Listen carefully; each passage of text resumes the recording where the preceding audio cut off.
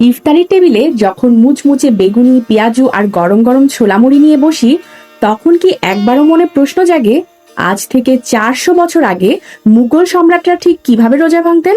সম্রাট আকবর বা শাহজাহানদের দস্তরখানে কি এমন বিশেষ খাবার থাকতো যা আজও আমাদের ইফতারে জনপ্রিয়?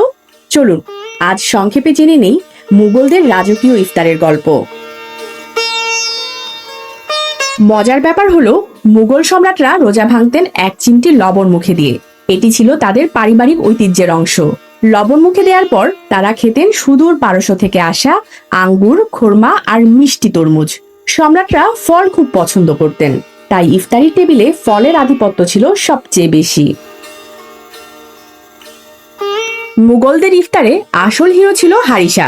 ভিন্ন নাম হলেও খাবারটি কিন্তু আপনার পরিচিত।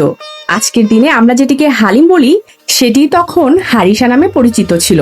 আর সাথে থাকতো নানা পদের নরম তুলতুলে কাবাব। ঘি আর জাফরানের গন্ধে মোমো করত পুরো কেল্লা। সারাদিন রোজা রাখার পর এই পুষ্টিকর খাবারগুলোই ছিল তাদের শক্তির উৎস। মুঘলরা শুধু খেতেই ভালোবাসতেন না, পরিবেশটাও রাখতেন রাজকীয়। দস্তরখানের চারপাশে ছিটানো হতো গোলাপ জল আর জ্বালানো হতো সুগন্ধি আগরবাতি। রোজা ভাঙার আগে থাকতো জাফরানির শরবত আর ফলের নির্যাস দিয়ে তৈরি বিশেষ পানীয়। সময় বদলেছে ইফতারের আয়োজন, কিন্তু বাঙালির মুড়ি, বেগুনি আর পেঁয়াজুর পাশে আজও সগৌরবে টিকে আছে মুঘলদের সেই শাহী স্বাদ।